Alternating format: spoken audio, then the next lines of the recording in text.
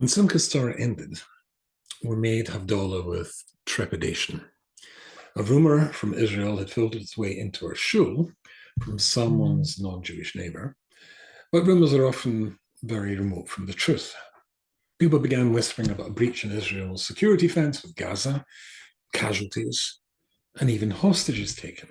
It was hard to divorce those words from the joy, the simcha of Simca's Torah, of course, but rumors are often far from the truth, very far from the truth.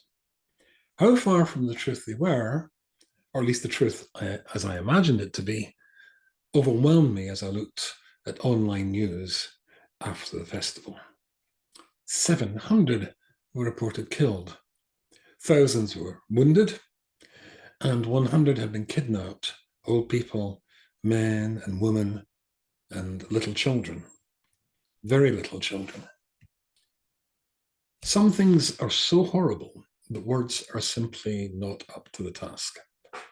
I'm convinced my emotions were shared by millions of Jews. Shock, fear, and deep, deep anger. There was also genuine bafflement. How could Israel not have detected any sign that this was coming? The answer in my mind was something I heard from Rav Solomon, the Mashgiach of Lakewood Yeshiva, as I first knew him, the Mashgiach of Gateshead Yeshiva. And when I first heard it, I have to admit, I didn't like it. And then, after a few moments of thinking it over, I realized how profoundly brilliant it was. It was a famous question. When Yosef, now the king of Egypt, is confronted by his brothers, they don't recognize him. How could they fail to recognize him? He certainly didn't look like the Egyptians. According to one opinion of the Talmud, they were black. They were black African type people. And he wasn't. So why didn't they recognize him? How could they not recognize their own brother? And the answer is quite simple. According to Matthew, Hashem didn't want them to see it, didn't want them to recognize it. And that was the answer here too.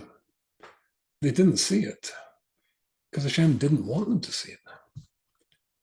Anyway, I went to bed, having heard all this appalling news, but I knew I wouldn't be going to sleep. Every half hour, I reached for my cell phone to see if there were any updates. Around 3:30 a.m., my second son, Arya, who lives in England, sent me a text. It read, "Beyond anger. I can't unsee what I've seen on social media, posted by the barbarian, evil savages. It is beyond anything." Arya is now 42 years old, and I suddenly recalled the piece of shrapnel he presented to me over 20 years ago. It was when he returned from yeshiva in Yerushalayim. A terrorist bomb exploded not far from his dorm window, and this piece came bursting through the window into his room. Yet now, over 20 years later, he was struggling with the images he'd seen of the slaughter and the kidnappings. By then, I heard about the things that he'd seen, and that was enough for me. It was a taste of Holocaust all over again. And the tiny children herded off to some unknown fate. Well, we now know what an unknown fate is. They're kept in chicken cages, small chicken cages. Jews paraded in the streets to be beaten and spat on. The naked corpse of a Jewish girl driven around Gaza and the Gaza streets in the back of a pickup truck to loud applause from the Palestinians. There was more in the videos that I avoided seeing, the torture and the slaughter that went on in 22 Israeli towns and a music festival. At the moment of writing this, the overwhelming feeling in Western countries is one of sympathy and support for Israel in its 9/11 moment. The figure 6 days later, of course, is 1,300 Israelis slaughtered, murdered by the Hamas terrorists. Still, that sympathy for Israel comes with two buts. Sympathy, except but not from the Muslim communities. And another but is, well, take, for example, UK Prime Minister Rishi Sunak, who said, "We will provide all the support that Israel needs." And I think he means it. And then came the but, about Israel exercising restraint to make sure things don't escalate. 2 days after the massacre of Israelis, one of the BBC's major news programs, the BBC, of course, refuses to refer to Hamas as terrorists. They are militants. Opened with a story about the suffering of the people of Gaza. 2 days later, the same program then interviewed Hamas's former health minister for Gaza, Bassem Naim. Bassem Naim. He is now the Hamas head of international relations. He's also an enormous liar. Naim denied that any Israeli children had been kidnapped by Hamas or any Israeli civilians killed by Hamas. The interviewer was flabbergasted. Then Naim was asked if the hostages would be looked after. He replied, "We are obliged to treat our hostages in a very human and dignified way." The interviewer did not ask him to reconcile that statement with the beatings. The Gazans had already filmed them meeting out to the hostages when they arrived in Gaza City, or the fact that the beheading of babies in front of their parents, or the shooting of parents in front of their children, the burning of Jews alive, the gang rape of girls and women were filmed and broadcast proudly in social media by Hamas themselves. Oh, and remember, this guy, before he was in charge of international relations, was the health minister for Gaza. So any figures that in the previous conflicts you heard coming from the health minister of Gaza was coming from this man, I think seriously, one of the leading contenders for our biggest liars in human history. Naturally, there are many in the West who are delighted by the slaughter of Jews, the single largest slaughter of Jews since the Holocaust. Take the attendees at the pro-Palestinian rally organized in New York by the Democratic Socialists of America, supported by AOC.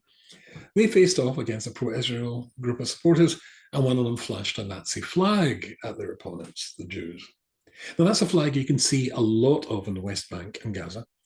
It says more clearly than any other what the goal of the Palestinians and their Iranian paymasters, whose funds were so generously boosted by Joe Biden's White House recently, and what that goal is. From the river to the sea, Palestine will be free of Jews. Judenrein. I listened to BBC Radio 4's The World at One news program a few hours ago.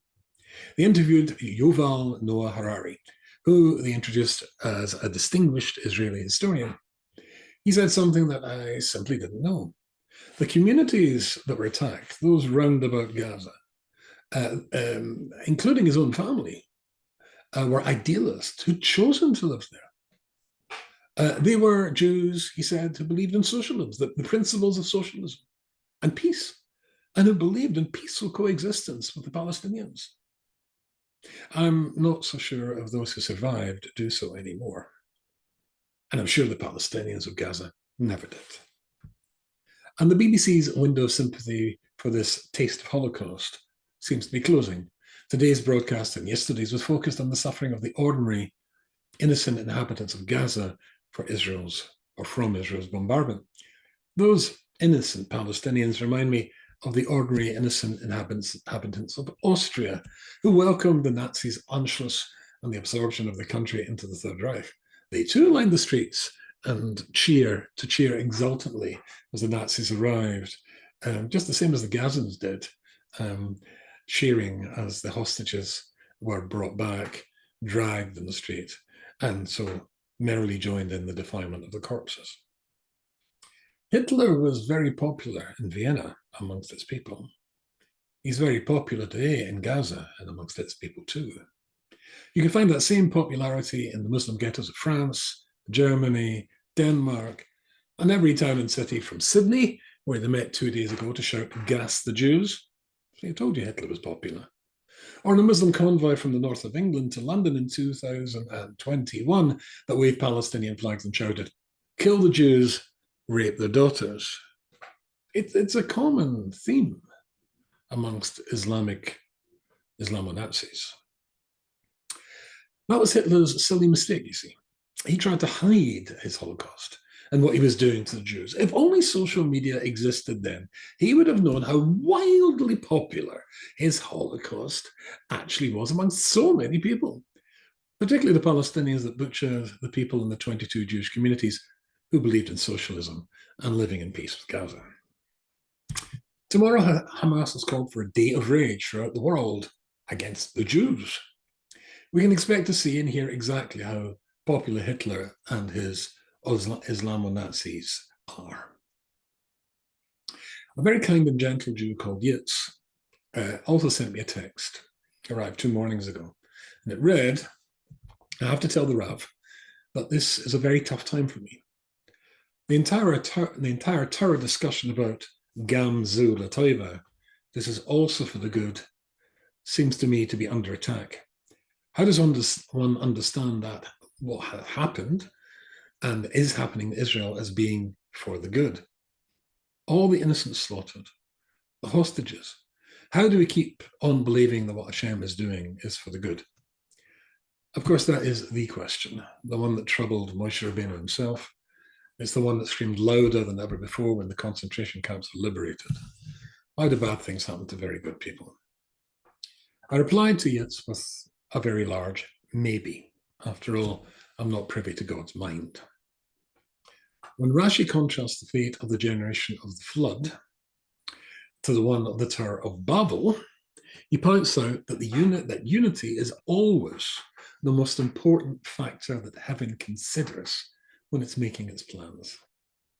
The latter's crime, the Tower of Babel, was much worse than the generation of the flood. They actually tried to fight against God, whatever that means. But because they were united, they suffered a much lesser punishment. The generation of the flood were all destroyed. But they were simply confused, their languages mixed up, and they were dispersed. Why? They were united.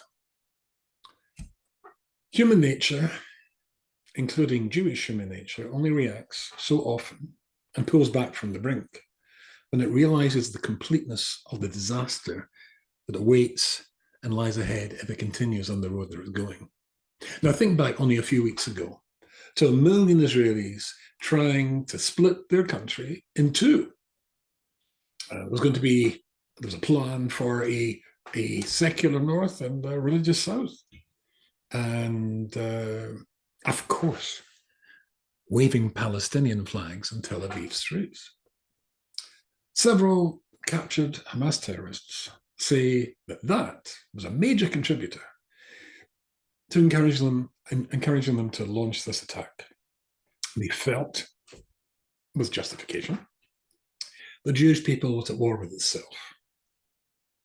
So, in allowing a taste of Holocaust from Gaza, perhaps Hashem has allowed Israel to pull back from the brink and regain the unity that its existence ultimately depends on.